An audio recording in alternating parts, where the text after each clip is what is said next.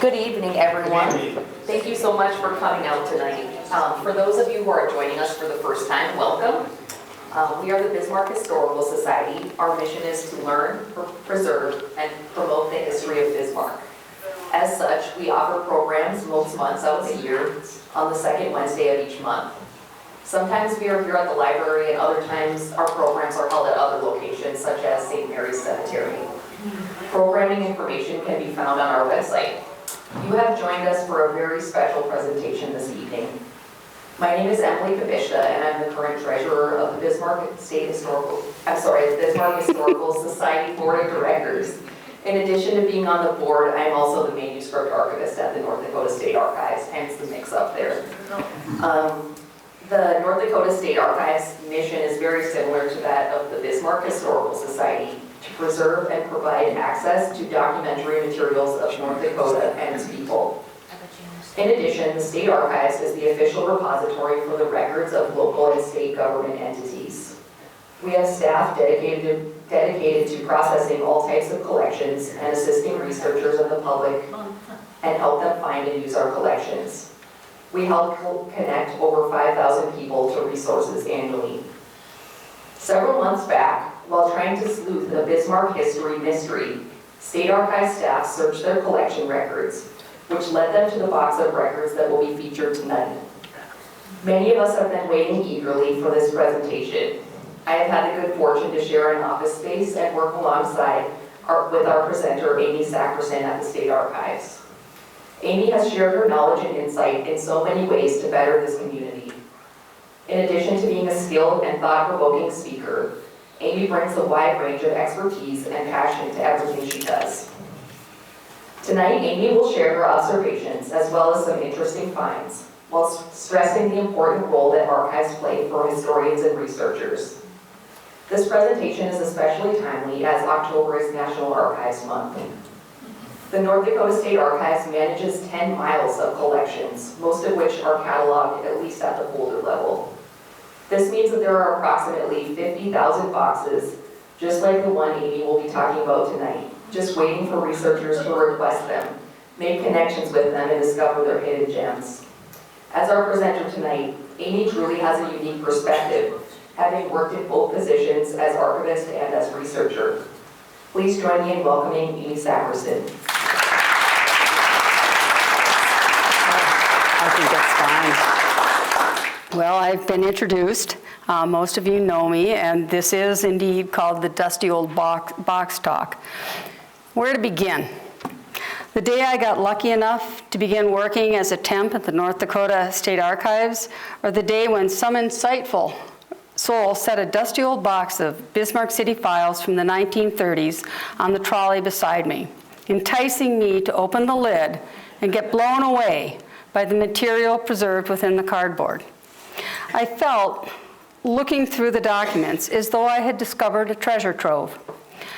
Of course, in reality, the box had been tidily and professionally cataloged and entered into the archive holdings long ago, available to any interested person, but in my reality, it was my great discovery. My background as a cultural resource specialist has made me very aware of the importance of preserving the papers, photographs, and other records of our community and others. Though the dusty old box was new to me, it had been maintained for posterity from the time it came into the archives. I had not thought that a collection of auditors' records would be particularly valuable as a research source. One of my big self-defining statements has always been, rather boringly, that context is all important, regardless of the subject. In this box, material has been preserved. The material that has been preserved affords a clearer context of life in Bismarck, North Dakota, during the stressful years of the Depression, captured in over 2,000 pages in 36 files known as City of Bismarck Auditors Records 1928-1957, Series 41021, Box 3. Who would not look there? But it was waiting for me to explore. I'm going to give a call out to announce my respect for the goals and hard work done faithfully by our state archivists. It is National Archives Month, and I applaud the fact that we have such great guardians of our records, the records that we researchers depend on. And these archivists are all fellow history sleuths, as we are. We have stats, much like Emily gave. The archives have records from all 53 counties. Look at all those. I mean, it's terrible. I'm not going to read them. 12,000 linear. I mean, I'm sorry. This is just terrible. There's so much stuff. Why do we have that much stuff? Because somebody was careful. It's just amazing. The rabbit holes that we can go down, I can tell you that of all the jobs I have had through my career in archaeology, paleontology, research, this job has afforded more actual insight and pleasure of discovery than any job I have ever had. Everything is like, oh my gosh, did you see this? And the people that I work with are not just polite. They actually take a note. Like the other day in this box, I found Neil Churchill's signature, a document with Neil Churchill's name on it. And one of the young archivists that I work with said, wait, you have Neil Churchill's signature? Somebody asked me 2 years ago if we had one. And so I presented but you know, they are as excited as anybody who's doing the research is, which is kind of a nice thing and something at this point in my work life I really appreciate. I'm going to put up a list of the file names of the boxes here so you can see the range of aspects of city life that the auditor was actually responsible for tracking. Everything from WPA project histories to ordering uniforms and motorcycles for the city police, to answering letters from cranky business owners. Let's see, that would be in folders 2, 3, 4, 23, 19, 24, 35, pretty much all of them. To obtaining bids for groceries to feed the city poor. All these fell to the auditor's department during specifically the years 1929 to 1939. A wealth of details are present that both answer questions and raise new research questions. To my own personal chagrin, one folder, box 15, called House Moving Permits, 1925 to 1931, has actually provided me with information that I wish I'd had during the writing of the Cathedral Area Historic District documents. 2 of the houses I need to correct because they had either been moved in, but the records that were available to me and to the researcher who had started that project before me didn't indicate what I found, which is that people really loved moving buildings in Bismarck. And the fact that a lot had a house that says it was built in 1931 doesn't necessarily mean that the house was actually built in 1930. It just got to that lot in 1931. So there's some things that have come to my attention, which fortunately I'm in a position to correct, because it reminds me in a way of when I was training in archaeology, and we always talked about when you have to excavate a site, an archaeological site, never excavate all of it unless you're required to by something. But leave some of it for future technology and future advances within the archaeological world to allow you to gain greater information. And that certainly has played out with Double Ditch. It was Double Ditch. No, it's quadruple ditch. But we didn't know that until new technology came along.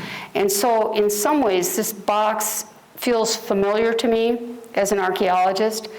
This was an unknown window, and it's allowing me to correct inaccuracies in the picture of Bismarck's history. So it's kind of exciting. It's also opened up a lot of other cans of worms, which are quite interesting. I will touch on some interesting lists and details, make some analogies between the records here and our current social picture. And I hope give you all a chance to make some discoveries for yourselves. So I'll note this picture, which came out of the State Archives. It's Bismarck in 1931. So when you look at that box, this is how big the community was. When you hear or find statistics yourselves in these folders, this is pretty much the footprint of the properties in Bismarck. Bismarck in the early 30s had just under 12,000 people. Because of what was happening with the Depression, more people came in and pressured the resources that the city and the county had. But this was essentially what Bismarck consisted of. So if you dig out something, keep that in mind. That's not that huge a town, that's not that many people. But it was a really fascinating and unusually active part of the community's history. When you think of the struggles that were happening with the rural communities and with the people living here in town themselves, to realize that the auditor, usually Myron Atkinson, was responsible for making sure that, and if we have the list of folders up, it will show you the range of topics. We have correspondence. There are many things covered in that. Habitual drunkards. In 33, Prohibition ended. And they had a problem with dealing with that. We have, folder 7 talks about elections. It gives you letters back and forth between the people that the auditor was asking to be election monitors or man a station, a polling location. And the letters back and forth establishing those for apparently what I think was 34 was really kind of a tricky election. But those documents were all saved in this. And so it's really interesting to see as if somebody when they pull out the folder on elections, you'll see where the polling sites were. Who knew C.B. Little's garage would be considered a polling place? Yeah. But it was. And one of the things that fascinates me in that one too is that for all the back and forthing among people who customarily back then people manned polling booths just the same way they do now. The same sort of people show up and are polling judges and polling watchers. Same sort of thing. But the wealthiest of the people who were asked to be in charge of a polling station were the ones that got the letter asking them, the auditor asked this polling person, to make sure that they selected their helpers from among the unemployed. That meant the people that worked at that polling place were fed that day, had a purpose, and got food. And that's the small level thing that you find in here that when you go through them, you come across. If we go back to my favorite ones, there we go. Go next one. There we go. One of that dreadful file, folder 15, has instructions or directions for all the houses that were moved between 1925 and 1931 in Bismarck, all the buildings. Some of them were boxcars, some of them were houses. They're a range of different things. They're all described, as is the route, the address that the house started from, and the address to which it was taken, and the route taken. So I found an address that I thought, wait, that's my friend Peggy and Larry's house. What's that address doing on here? And indeed, if you see on this, this property would be in this location, but at that time it was 515. This is a map from 1927, before the property was moved. This house was that house. That house still exists. It's at 618 North 3rd Street, just one down from the corner of Avenue C. And you can see in the 1927 Sanborn map, where am I? Avenue B. It's in this space here, where you can see in 1927 there was no house. So this house moved from that place on the corner of Avenue B and Washington Street to that place where it still lives. It's just fascinating, because these are alterations in where structures were that are pretty exciting. The next slide is another one of the house moving projects that I ran into. The address was on 3rd Street, corner of 3rd Street and Thayer, where Gardner's Shoe Hospital is. And it was moved, this building, which is in the Cathedral Area Historic District on Avenue C, was moved from here to here.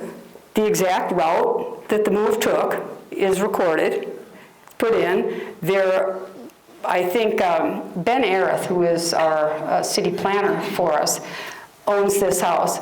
And he was quite intrigued to know that his house had started out somewhere else. And yet, if you look at the Sanborn for this area, the footprint of the house,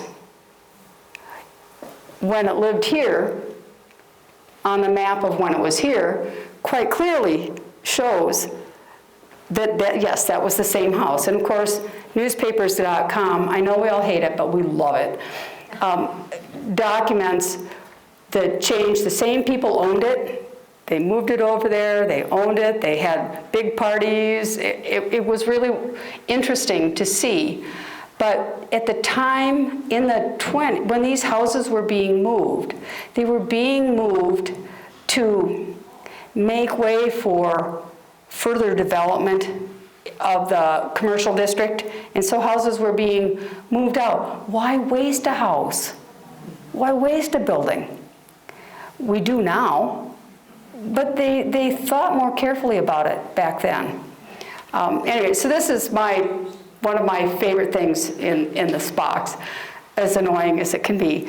But there are so many other properties that were moved. I have not gone through the maps and followed all of them. That's a project maybe somebody else would be interested in. There are several other houses that we have noted that oh yes, that's, but you know, when you look at a block like the one that this is on, when I did the National Register nomination and expanded it to include this house and other blocks, that house was kind of an anomaly. It's older than the other blocks, the other houses on that block. And I just thought, somebody liked an older house, you know. The city assessor's records didn't indicate anything about its history. So it's like we suddenly have a way to double check some things. So if you see something that's an anomaly, that's why is that? There may well be ways to figure out what that story is. And this folder has helped me with that. Let's see, do I have any? Oh yes, this is my favorite. One of the most interesting things in this box was really the, and it's, I'm not letting anybody pick this one out because it's actually a restricted access because they are medical records. They're not medical records, but I don't know how many people know that there was a detention hospital in Bismarck. It actually started out life, it was across from the Municipal Country Club building. So it was kind of on the edge of town. It had started out as a building built by Linda Slaughter's husband, and there was a sort of a hospital there. They maintained it, they called it the poorhouse. But what it became in the 20s was a detention hospital. And a detention hospital doesn't mean what we would think. These people weren't in jail. They had a communicable disease. They had something that they had to get them out of the hospital because they didn't want to infect the rest of the hospital. Frequently during that time period, if a legislator came to town, got scarlet fever, slapped them over in the detention hospital. Some of the records show that not everybody in the detention hospital was able to pay their bill. And so those were county responsibilities. They actually housed sick people from around the county because it was a safe facility to keep them in. And the figures that I found, which if I've got to dig around through my files here, and this was a great shock to me when I got into my dusty old box and I pulled that out and I thought, wait a minute, this is 1934. Why are people still having smallpox? And indeed, smallpox was still happening. There had been a vaccine for smallpox since the 1820s, maybe, long ago, but people were still getting smallpox. Between the years 1932 and 1935, we had 7 cases of smallpox just at the detention hospital, 47 cases of diphtheria, 3 of whom died, scarlet fever, 8. There's something called erysipelas, which apparently is some unpleasant skin disease. And there were a lot of those, 10. Polio, much to my surprise, only 1 case. Measles, 1 case. But then again, measles might be more apt to be dealt with at home and not require them. But at least 1 person went to the detention center. And shockingly to me, typhoid fever. We had 7 cases of typhoid fever, 1 of whom died. But I noted on the forms, it gives the names and the ages and the addresses and all that, and who was responsible and whether they paid. But there's a side note that in 1920, all the things it says race, and they're all W. I'm sitting there, nobody else gets sick and go to the detention hospital? In 1929, it notes that 6 girls from the boarding school were treated for diphtheria. And that was the only mention of anybody from the boarding school in that record. In 1930, we had 5 diphtheria cases, 7 smallpox. But what I noticed is that I think the conditions during the 30s were bad enough. People really couldn't afford. And there's some people whose kids came back twice to the detention hospital and they never could pay their bills. And it's, I think, a sign, a a real sad sign that people were having to make a decision to take their kid to get charity care. You know, because otherwise the kid might die, and some of them did. But it was kind of sad, and I noticed some of the kids were from the tourist camp, which was one of the transient camps that was around. And I think a lot of these types of diseases, overcrowding, poverty, just lack of general health, and stress. It's quite interesting. That's one of my saddest but favorite boxes in a way. But back to this, I suppose some of you might be interested in seeing what you might be able to find out in one of these boxes or one of these folders. Does anybody want to pick a folder and take it back? What we can do is all these have been, I've digitized all these. And so I've also gone through the box to help. So I've put some tabs on folders that might be more interesting. One of the things that's quite interesting is just to even see the names of the people. These are names of people that are still here or whose names are still entrenched in our Grant Marsh. I mean, their names, you say, whoa! You know, it's like the Neil Churchill thing. Wait, what? This is Neil Churchill's signature. So there are some things that, you know, it's not really fair to me to like tempt you and then give you 5 minutes in a box, but nonetheless, it's really intriguing, and there are different subject areas that are more interesting than others, and maybe answer some questions. We have a lot of, let's see, what is it? Dance permits. Oh, the dance permits are fun. Go grab it, Susan. Go look at it. We'll go over here and open the lid of the dusty old box. And you can turn it around. I'm surprised you could bring this to us. It's heavy. You didn't have to say No, because I'm a careful archivist. So Okay. what they have done, Where's number 5? How do we it know? is, let's see. They're not numbered. Oh, they are. Oh, we have to turn it around the other way. They're not numbered by 1 and 2, but they're numbered by they're named. So we have, it stands for 1, 2, 3, 4. It's probably this little one. Dance permits. There you go. Park Board 1 is a big fat one. That's, I think it's 26. You want to look at this now? Then you can look at them, and when you find something that you find interesting in there, we'll call out the number, and then Emily will pull up that page, hopefully, so that everybody else can see it. To do Park Board, anyone in there? Sure. You know, it's just so interesting that, you know, essentially, as you go through these, you find that you really do get that idea of context that I was talking about.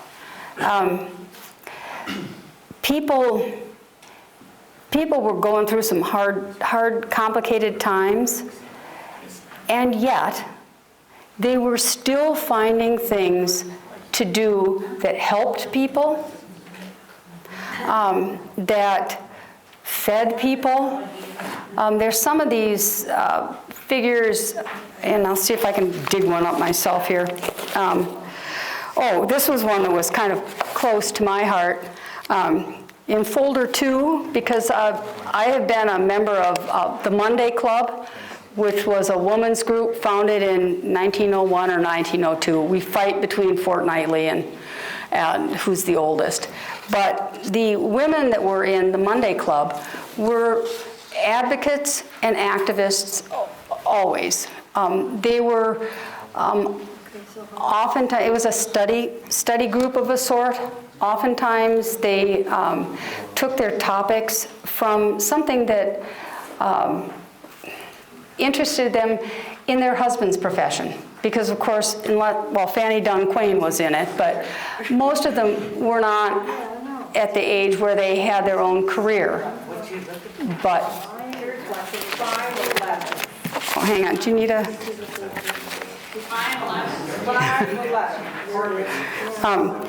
But Monday Club wrote a letter on February 16th of 1933. And it says, it's to the city from the city auditor.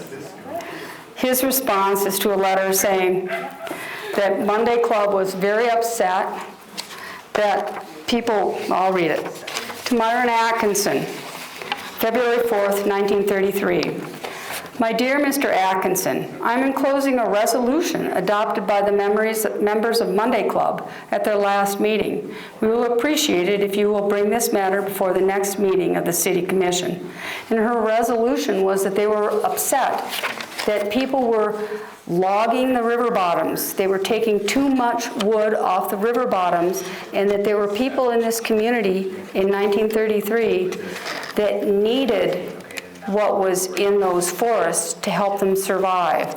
The mushrooms and the different things, more than the wood. They needed those sorts of things. And so Monday Club put together a whole resolution to the City Commission to stop the deforestation along there. And I thought, I kind of like that. I thought, oh, you go, girls. But they were very, it's an example of how even though you had bigger things to worry about, they were still worried that, one, we were doing environmental damage, and in the course of doing environmental damage, depriving people in the community of a source that they needed for the berries and the foodstuffs that they could get out of the river bottoms. So I thought that was kind of interesting.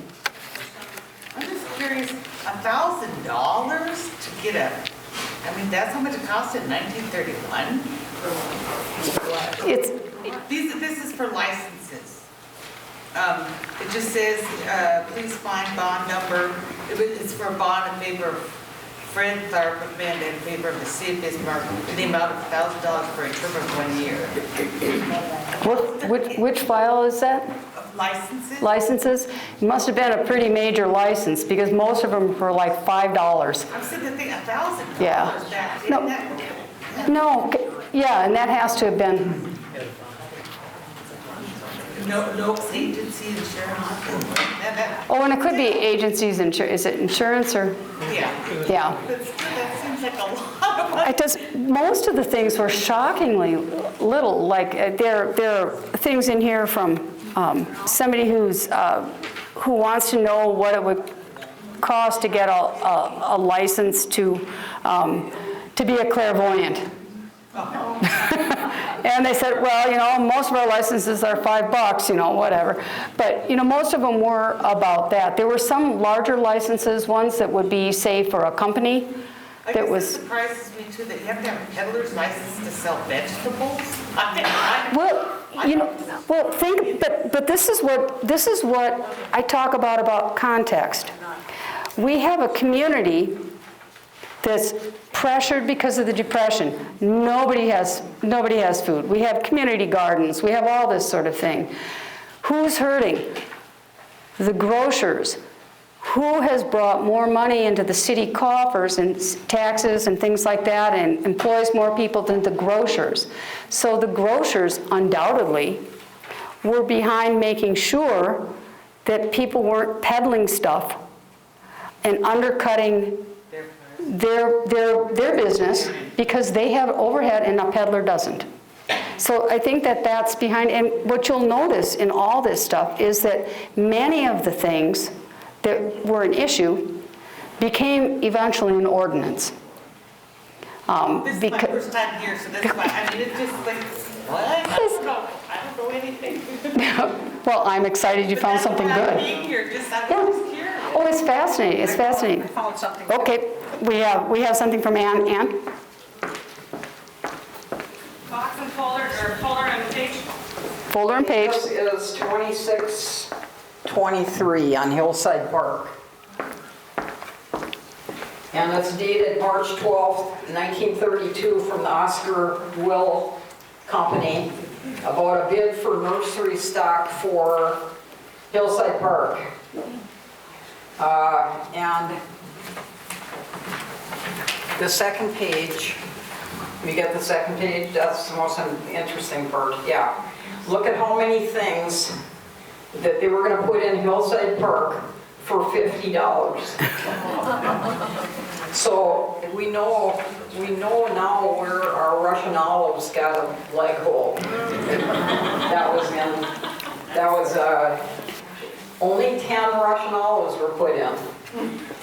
It looks like American elms were the most at 60, but for only $50, the park board got those numbers of items of 5 to 6 foot tall trees in some cases for a $50 bid. Thanks. They're also in that, somewhere in here is a more comprehensive list, without the map, of all the other plantings that they ultimately put in. So the original plantings for Hillside Park are all documented in this box. So if somebody in the park department wanted to say, I wonder what they really put in there originally. I wonder how many of these things are original. The information is here. It's undoubtedly somewhere else, but I certainly don't know where. It was fascinating. But the other thing I'm going to say to keep this in my context thing, this is the 30s. People were spending money on parks. Yeah, they were spending money on parks because there were federal programs through the CCC and the WPA to do all these things, to encourage planting projects, to encourage infrastructure issues, to solutions to infrastructure, to build the communities that were suffering by creating jobs. And so when we may think, oh my God, they got nothing, they're planting trees in a park, really? No, that was part of a federal program that the city was embracing, because even though it was dark times, everybody wants to be looking forward. And so this was one of the encouraging things that came out of the federal government, was giving people a way that their community could choose among a number of things, something that was forward-looking and forward-building. Here's another one. Okay, Susan? This is 1021. This relates to the Bismarck swimming pool, which we think of as the Elks now. So 1021, what would have been Elks Pool? So this is not building that, but doing some rearranging shower units, installing heating units, repainting inside and out, completing the concrete apron around the entire pool, new sunshade, and installation of gas. So you can see this was a FARA, this was 1935, before WPA, for the Bismarck swimming pool. And with FARA funds, FARA paid the wages and salaries, but the local community had to provide all of the materials. So you can see the difference in the cost. The materials cost $106, and the FARA funds to pay for the wages was $1786. Yeah. Yep, see, it's just fascinating. $1,700. It's fascinating to see the way that that program worked to make the community have significant buy-in and keep people working. Eric? Well, some people know I'm interested in libraries and books, so I grabbed the library folder. Folder number? Hang on. And so sadly, there are only 2 letters in this whole folder. Yeah, I'll tell her. So one of the letters is 12 pages long, so that's the one I've chosen. So it's box 34, number 3. And I'll just read you the first paragraph. You can't read it because it's such small type.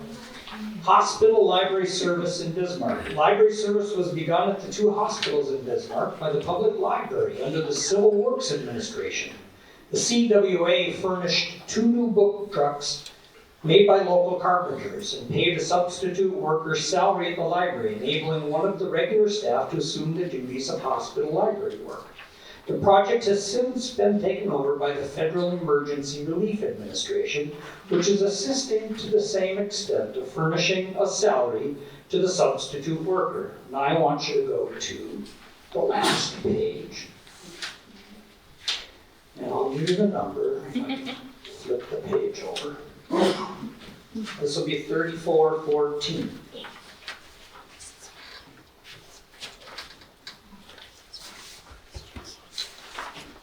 And so the final paragraph is what I'm going to read you. And this is kind of touching. The books in a well-chosen hospital library stand row on the shelves like files in a pharmacy. These precious packages contain medicine for the mind, more keen, more cordial than the medicines of the body. If anyone is sad, a book will cheer him. If anyone is dull and weary, a book will recreate his spirits. If anyone is ignorant, a book will instruct him. Fretful, it will calm him. Rebellious, it will bring him peace. But just as the medicines of the body need to be studies known, administered with skill, so there should be in every hospital a physician of the mind who will recommend to every patient the vials of sweet thoughts and cordial sentences best suited to his mental cure. Sad is the hospital where medicine is provided for the body alone and cures for the spirit are little valued. All right, so 2627, so it says, Dear Mr. Young, will you kindly prepare for me the following necessary deeds to be executed by the following to the Park District, Thompson Company, blah, blah, blah. I am enclosing for your information, wow, I guess they spoke with an I back then, the contracts for deeds. Your attention is called to the fact that L.M. House is deceased. Fairly truly yours, clerk. And then as I was going through, I came across 2630, and it says, Dear Sir, I find that I was in error in stating that L.M. House was dead. I am returning contract. I'm not dead yet. Somewhere I believe in that box is just a minute. So I've got the habitual drunkards file. It's folder 1, document 24. So this folder has a bunch of essentially affidavits or complaints. A lot of them are from a wife complaining that her husband is a habitual drunkard. So this one is Catherine Tillotson of Bismarck complaining that her husband, B.F. Tillotson, is a habitual drunkard. And then later on, document 40 is also from Catherine Tillotson. This was about 4 months later, less than 4 months later, and she withdraws the charge that he's a habitual drunkard. And interestingly, it's written on the letterhead of B.F. Tillotson, her husband, who was an attorney at law. These caught my eye because B.F. Tillotson and his wife Catherine are former owners of the house that Emily and I live in. Oh boy. Thank you, that's a good one. There is one thing that I wanted to call out. I think it's in the box that Ann is in. There's a letter there from, I think we're all familiar with Jackman Cooley. Yeah. So there's a letter by Jackman, still alive, living in California somewhere, saying that he was going to give this land to the city if they named it after him. So he gave them the land, and guess what they didn't do? They didn't name it for him. And the land should go, and according to his records, if they didn't name it for him, the land was supposed to go back to him. pretty sure that's not going to happen. Anyway, yes. Homes that were moved, are they all considered historical sites now, or historical buildings? No. I mean, some buildings that are moved lose their status, but they can still tell a story. Oh. You know, I know my daughter and I gave a talk, I think last year, about homes that had been moved. And they do lose that. One of the things that's important in historic preservation is that the being in place, you know, that being on site. So it's like in the National Register. We had somebody once that came before a review board meeting, and he wanted to get a National Register nomination for a moving privy, you know, a field privy that people, you know, it was on sledges, and you just took it out. Yeah, an early porta potty. And specifically, a portable thing like that is excluded. And somebody just wanted to push the button. He knew it. But it was interesting because he was trying to say, well, I want to put it outside the school so it'll still be a privy. And I said, yeah, but you're changing the story. That privy story was that it was portable. The school has a solid one. Yes, Emily? I'll add, because you brought up, for example, the Shirley's house on Washington Street. Just to elaborate on the answer to that question. Good, because she knows that. For example, the Shirley's house that's on North Washington Street that we learned wasn't there as early as the Cathedral District documentation states it was, doesn't mean that it doesn't still tell the story of the people who lived there. It was built there. The National Register, yes. So a property can be moved, but after it's been moved, maybe it has a different story to tell. That story can also be historically significant. So it's a great question because it's loaded. Yeah. Because the Shirley's house was built on site, so it's within the age of the district and all that. It's just the house that was moved. Yeah, it's got a different story. Yes. So I happened to grab the liquor license folder when I also grabbed the habitual drunkards folder for Tory. I grabbed the liquor license folder because my day job, I work for city administration, and this is one of the tasks that we have is we license all the alcohol restaurants and bars in town. So I pulled out, I don't know that you need to pull it up, Emily, but it was folder 19, 19145 was the document. But what this is, it's a letter from the city auditor written May 12th, 1937 to the state treasurer. And it says, "Dear Mr. Gray, the following is a list of licensed retail liquor dealers in the city of Bismarck." Oh, I don't think that's quite the same. It's not it? Sorry. Anyway, what's interesting here is it lists places that many of us will probably recognize: the Prince Hotel, Broadway Drugstore, the Elks Club, the Schlitz Palm Garden, which was at 121 3rd Street. It also lists the owners, or the principal official. But what's interesting to me is that on this list from 1937, there were 18 licensed establishments. That's not quite it either. Anyway, what's interesting is the fact that in 1937, there were 18 bars allowed in the city of Bismarck. Today, city ordinance basically dictates how many bar licenses are eligible or available, and it's based on population. In today's community, although we have many restaurants that also serve alcohol, we only have 25 bar licenses in this town. So we had 12,000 people in the 30s, we have 77,000 people today, and we don't have very many more bar licenses today than we did then. Well, So the city's not doing its job, we need more bar licenses. There's another document in that file, which I believe says that it's a letter to the city saying that, to Ed Patterson, saying, yeah, you get your license if you pay your property taxes. Which I found quite sweet, because we all know he had a problem paying those taxes. So, yes. Peggy?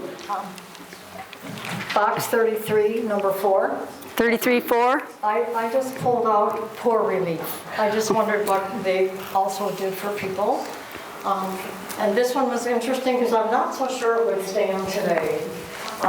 They say that due to the economic conditions which have caused the depression throughout the country, throwing millions of men and women out of employment, and whereas the state of North Dakota and the city of Bismarck also have many idle men and women, off they go. They're going to try to open up jobs, and the gist of it is that third paragraph, or the second from the bottom, where they've said, well, let's solve this problem by saying that the Bismarck Trades and Labor Assembly will bring this matter to the attention of our city, and what will happen is the Chamber of Commerce, civic clubs, employees of labor will request the cooperation in eliminating married women from employment whose husbands are working. And what we need to do is a thorough investigation of the financial status of all married women, which they are employing, and those that are found to be living with a husband who's working, and they need to be replaced by men and women that are in need of employment to support themselves. And this resolution was adopted. I'm sure it was. I don't think it would stand today. I don't think it would. Ann? The 2646 is what I'm going to get to eventually. However, there's a series of going back and forth between a company called the Northwest Nursery Company and Myron Atkinson. I would think that's senior, right? Myron Atkinson. Most senior. Well, the most senior of them. About something to do with the difference between what they were prepaid, and it went back and forth in 3 different telegrams or letters. But this one, yeah, can you go down to the text of it, please? If I copied it right. Yeah, okay, starting with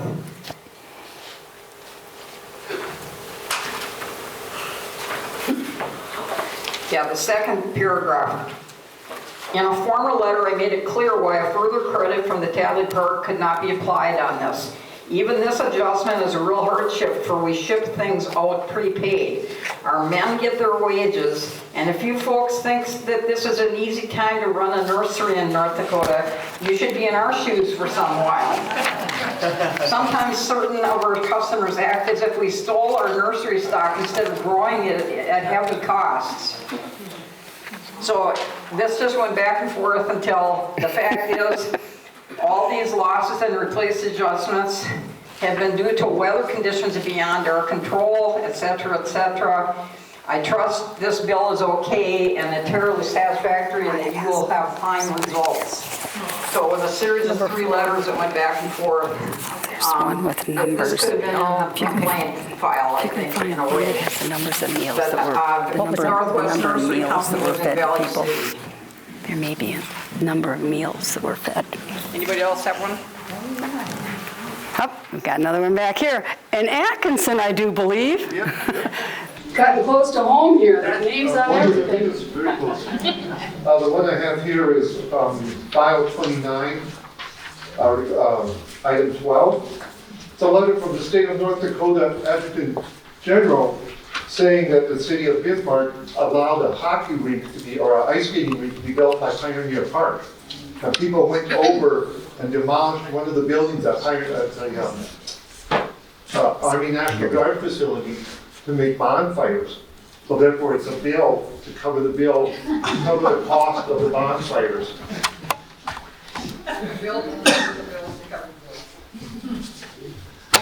Tom, look how Atkinson is spelled. Yeah, it's spelled.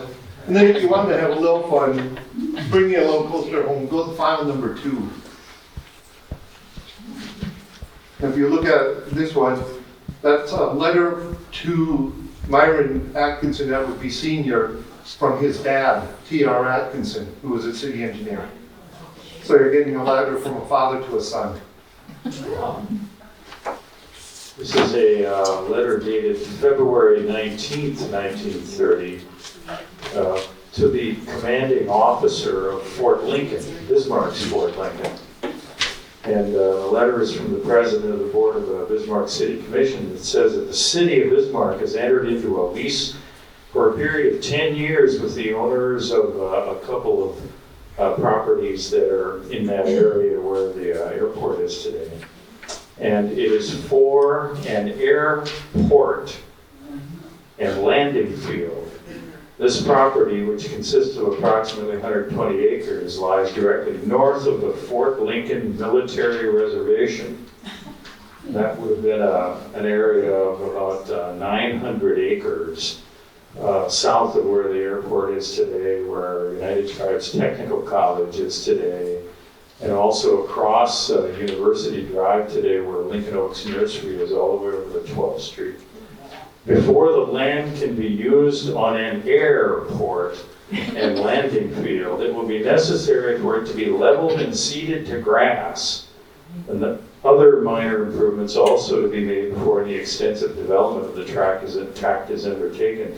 It is believed that this preliminary work can be accomplished at the latest date prior to December 31st, 1931. City of Bismarck would greatly appreciate it if the United States government would grant it use of what is commonly known as Fort Lincoln Field for a landing field until the land acquired by the city can be put into proper shape for use. Your consideration is greatly appreciated. So there's the early correspondence of the property that eventually became the Bismarck Airport. Good catch there. And then 925. 925. Is this working for everybody? Is everybody getting some interesting stuff? Bob is a member of the American Legion, and we all know about American Legion baseball, all right?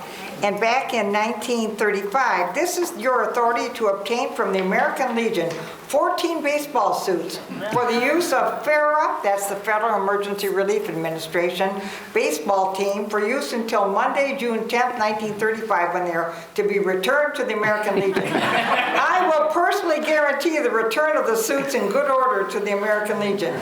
You may turn over to the representative of the American Legion the guarantee below on June 8th of 1935. And then he goes on to say, the undersigned guarantees the return of these 14 baseball suits, which you may loan to the FARA baseball team. Anyway. They're still wearing them. Yeah. From the Salvation Army. I think it's interesting that they provided, remember Bismarck had a population of 12,000. The Salvation Army in 6 months provided 9,697 meals to men, and they provided 9,950 meals to children, and they provided beds for 1,919. We have a very poor city. That's great. Yeah. But people took care of them. Yeah, thank you for finding that one. I think that one is really quite gripping. And when we were coming in, I was had some music that I was playing from the Depression time. One of them is called One Meatball. And I'll try to play it when everybody's leaving because it's a pretty good one. There was another song that I ran across because of this and trying to get the context of, if you go through this bit by bit, you really truly get a feel of the depth that the community was hurting, just this community. And yet the hope that was there, and the things they did for recreation. One of the things that I feel I should call out, during their letters in one of the folders, I don't remember which one, back and forth from the city auditor to Andrew Mellon, one of the famous Mellon banking people who they had a bank here in the very early days, and then they vanished. But they didn't vanish because they still owned a bunch of land. In fact, where the Ball Diamond is and where the community garden is now off Memorial Road, that was Mellon property. which the Mellons gave free of charge to the city to allow their people, the people in the community, to have space to grow food to help feed themselves during the Depression, through no charge. And there are also references in there to there's that long green building by the Ball Diamond that was actually a community building built as a public canning and building facility, and canning and preparing food facility. The city put that together because people couldn't pay for their coal or anything like that. There's a letter in here that is from the state lands allowing the city to use coal from specific state lands that were coal generating properties, to give, the city could buy that coal for $1 a ton, but they were required to give it to any needy person for free. That was how creative people got. I mean, I can't imagine state lands now saying, oh, you can use our school lands to, no, they don't do that. They had a milk inspector back in 1933. This milk shows a deficiency of fat, an excessively large number of bacteria, and visible dirt. The analysis proving that this milk is of grade C quality and cannot be sold in the city of Bismarck. I'm so glad they were checking. And again, that's one of the benefits that we all got from what happened to deal with the issues during the Depression. We had so much more regulation. We had experts that were given, they tried to employ everybody in every field, which was kind of interesting. we've got one, and then I've got a kind of an interesting one I can close up with because it's probably getting late. Yep, Yes. wait, that was it. From the Northern Pacific Railway Company Superintendent. We have a situation on Bismarck that has given us some concern due to the fact that when a crowd is gathered at the ballpark 7 blocks west of our depot and south of our main track, some of the people use our right-of-way as a grandstand in watching the ball game. We are afraid that a crowd of people thus congregating the right-of-way are floating the track besides crossing our track at Washington Avenue and going to it from the ball game. Some train other direction might come along just as the crowd is leaving or entering the ballpark. We've looked at the situation over a number of times and tried to figure out some way to eliminate the hazard. Seems the only practical solution, we have police officers on duty at that particular location during that time that a baseball game is being played. Will you please advise if you're willing to issue such instructions? That was a perfect that was, when you think about the ballpark being opposite, as the way it is now, that was a perfect place to just sit along that roadway and watch, because you could see from the home plate all of them. Oh, got another? And then going back to 114, it's kind of ordered chronologically to 114, it says, can you now advise what action the Board of the City Commissioners will take to control the situation? Hey, they just want to watch a baseball game. If they get run over by a train, whatever. One of the other folders in here takes off from that a little bit, and it mentions that eventually they requested a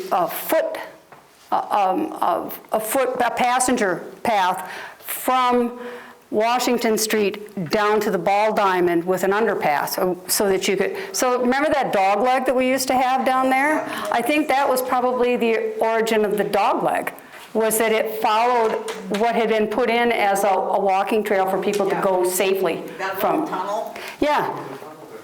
So that's what that was. So that came clear in this. I'm going to read a rather amusing thing. The report of the Bismarck of the Police Department year ending December 31st, 1934. Remember, how many people did I say we had? About 12,000? Okay, 1934, calls received and answered, 7,559. Automobiles stolen and received, 31. Lodgers in jail overnight, 897. Mileage patrolling streets with automobiles, 18,557. Miles patrolling streets with motorcycles, 5,210. Cars tagged for traffic violations, 3,037. How many cars were there in town then?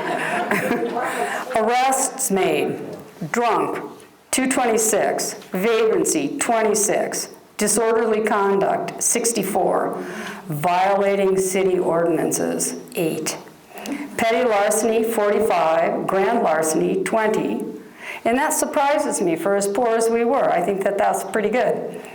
Drunk and disorderly, 55, assault and battery, 26, driving in car intoxicated, 4, that's encouraging. Violation of liquor, 5, speeding, 13, sodomy, 1, rape, 1, indecent exposure, 1, probably all the same person. So that was really quite a lot. I'm more intrigued by the lodgers in city jail overnight. You know, it's probably the same reason then as it is now for things like that. Let me see. I wanted to kind of wrap it up by talking about, as you will have noticed already, how many parallels there are now with things that were of importance to people then and that are of importance to people today. If I look at the things that are concerning to people, things that they're really worried about, now, as we can see, they were then. Homelessness,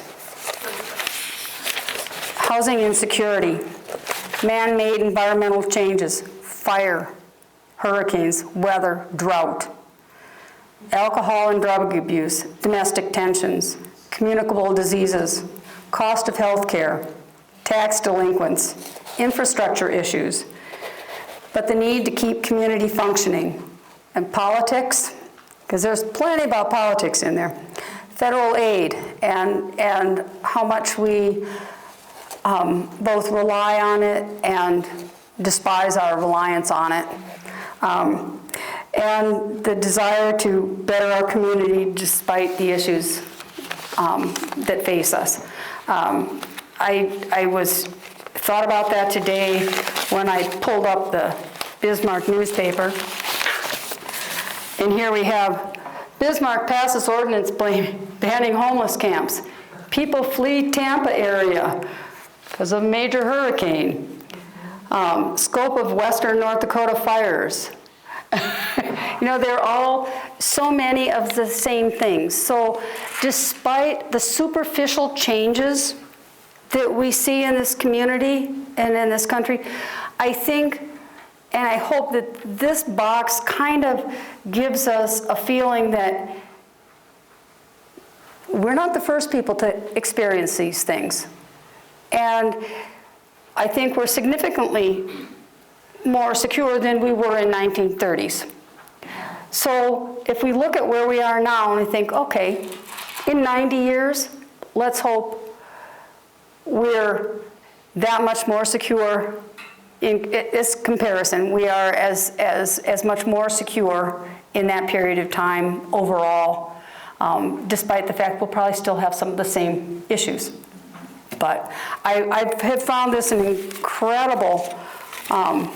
incredibly interesting bunch of stuff to look at because there's so many things. I mean, we've just touched on a fraction of them. I'm fascinated. So I hope you've had a good experience with this, and if you've got any questions that you want to ask me, I'm here. Congratulations on interactive meeting.